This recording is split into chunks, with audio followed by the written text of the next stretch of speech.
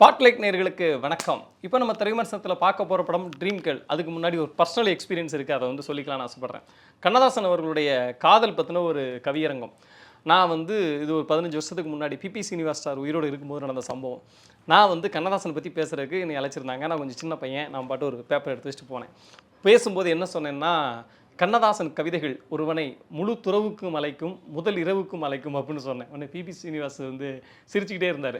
அவரை பற்றி சொல்லும்போது என்ன சொன்னேன்னா, இவர் வந்து இந்த பிபி சீனிவாசன் சார் அவர்கள் இந்த தள்ளாத வயதிலும் பொல்லாத இளைஞர் அப்படின்னாரு. ஒன்று டக்குன்னு இந்த மைக்கு நிப்பாட்டி என்னை கூப்பிட்டு, என்ன பொல்லாத இளைஞர்னு சொன்ன சந்தோஷம், ஆனால் தள்ளாத வயதுன்னு சொல்லாத, நான் இப்போவும் எங்கே தான் இருக்கிறேன் அப்படின்னு சொன்னார். எதுக்கு அப்படி சொன்னார்னா, காதல் பற்றி பேசும்போது ஒரு எனர்ஜி வந்துரும்ப்பா, காதலை பாடாத கவிஞன் இல்லை, காதலை பாடாதவன் கவிஞனே இல்லை அப்படின்ற மாதிரி அவர் சொன்னார். ரொம்ப இன்ட்ரெஸ்டிங்காக இருந்துச்சு. எதுக்கு நம்ம சொல்கிறோன்னா, பிப்ரவரி மாதம் இது, இன்னைக்கு லவ்வர்ஸ் டே வேறு. ஸோ இந்த மாதிரி காதல் படங்களாக வந்து இப்போ ரீரிலீஸில் கூட காதல் படங்களாக வருது. உயிர் உள்ள ரேசா, மௌனம் பேசியதே அப்படின்னு சொல்லி, மின்னலே, இப்படி காதலர் தினம் இப்படி நிறைய ரிலீஸ் காதல் படங்களாக வரக்கூடிய நேரத்தில் ஸ்டேட் ரிலீஸும் ஸ்டேட்டாக ரிலீஸ் பண்ணுற படங்களும் காதல் படமாக வந்திருக்கு. அதில் ஒரு படமாக தான் இந்த ட்ரீம் கேர்ள் அப்படிங்கிற படம் தான் நம்ம வந்து பார்க்க வேண்டியிருக்கு. என்ன அந்த படத்துடைய கதை அப்படிங்கிறதுக்கு முன்னாடி இந்த படத்தோட இயக்குனர் பற்றி ஒரு விஷயம் சொல்லணும். பாரதி அவர் வந்து சாருலதா பப்ளிகேஷன் அப்படின்னு சொல்லிட்டு எஜுகேஷன் சார்ந்த புக்ஸை ரெடி பண்ணுற ஒரு பப்ளிகேஷன் வச்சுருக்காரு. அது ரொம்ப பெரிய விஷயம். அதை வந்து ரொம்ப சிறப்பாக நடத்திக்கிட்டு இருக்காங்க. இது ஒரு பக்கம். இவர் குடும்பமலர் பத்திரிகையில் எடிட்டராக இருந்தவர். ஸோ பத்திரிகையாளராகவும் அனுபவத்தில் ஒரு உயர்ந்த அனுபவம் பெற்றவர்.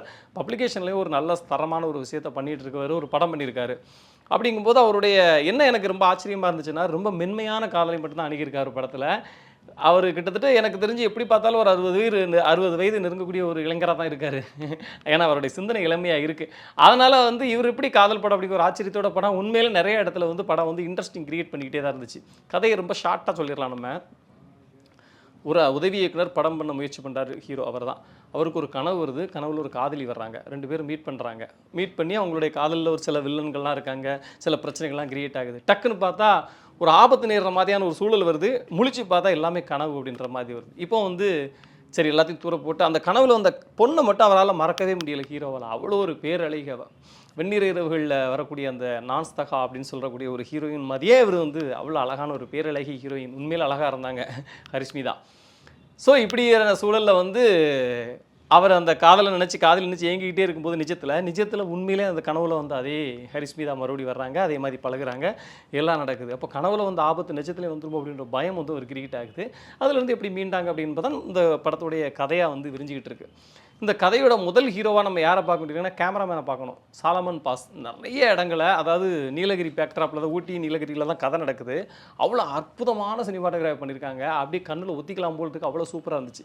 இளமாறனோட இசையும் இந்த படத்துக்கு ஒரு பெரிய உதவி தான் பண்ணியிருக்குன்னு சொல்லணும். அங்கங்கே நிறைய இளையராஜா ரெஃபரன்ஸ் இருந்தால் கூட ரொம்ப இன்ட்ரெஸ்டிங்காக இருந்துச்சு. ஏன்னா இளையராஜாட்ட கொஞ்சம் பேசி கொஞ்சம் கேட்டு வாங்கிட்டு ஜானி படத்தில் உள்ள 2 பாட்டு உள்ளே வச்சுருந்துருக்கலாம். இந்த பேக்ட்ராப்புக்கு அது ரொம்ப அருமையாக அமைஞ்சிருக்கும். அதை மிஸ் பண்ணியிருக்காங்க. பாரதியோட இயக்கத்தை சொல்லும்போது எழுதப்பட்ட காட்சிகளுக்கு என்ன நேர்மை செய்ய முடியுமோ அதை செஞ்சுருக்காரு. சில இடத்துல பட்ஜெட் குறைபாடு தெரியுது. அது உண்மையிலே கொஞ்சம் கண்ணை உறுத்த தான் செய்யுது. இருந்தாலும் அதை வந்து பெரிய அளவில் உறுத்தாத அளவுக்கு அவர் வந்து ஓரளவு மேனேஜ் பண்ணியிருக்காரு அப்படின்னு சொல்லலாம். ஜீவாவுடைய நடிப்பு சில இடத்துல ட்ரமாட்டிக்காக இருந்தால் கூட அதெல்லாம் மேட்ச் பண்ணிடுறாங்க. ஹரிஸ்மிதா ரொம்ப சூப்பரான நடிப்பை கொடுத்துருக்காங்க. அவங்களோட நடிப்பு தான் அந்த படத்தை வந்து நல்லா ஹோல்ட் பண்ணிகிட்டு இருக்கு. மிக முக்கியமாக ரொம்ப அழகாக வேறு இருக்காங்க. ஸோ படத்தில் வந்து இன்னும் கொஞ்சம் இன்ட்ரெஸ்டிங்கான விஷயத்தை கிரியேட் பண்ணிவிட்டு இன்னொரு 1/4 மணி நேரம் படத்தை குறைச்சிருந்தா, ஏன்னா கதை வந்து இவங்க 2 பேருக்குள்ள தான் சுற்றுதுன்றதுனால ஒரு 1/4 மணி நேரம் படத்தை, அதாவது 15 நிமிட படத்தை குறைச்சி இன்னும் சில இன்ட்ரெஸ்டிங்கான டேர்ம்ஸ் அண்ட் ட்விஸ்ட்டு இன்ட்ரெஸ்டிங்கான விஷயங்களை சேர்த்துருந்தால் படம் ரொம்ப நல்லா இருந்திருக்கும். இருந்தாலும் பெரிய குறை இல்லாத ஒரு படமாக தான் இதை நம்ம பார்க்க வேண்டியிருக்கு. அதாவது சூப்பர் இல்லை சுமார் இல்லைன்னு சொல்லுவோம் இல்லையா, அந்த கேட்டகரியில் இந்த படம் இருக்குது. நீங்கள் ட்ரை பண்ணி பார்க்கலாம். நன்றி, வணக்கம். இந்த வீடியோ உங்களுக்கு பிடிச்சிருந்தா லைக் பண்ணுங்கள், கமெண்ட் பண்ணுங்கள், ஷேர் பண்ணுங்கள், சப்ஸ்கிரைப் பண்ணுங்கள்.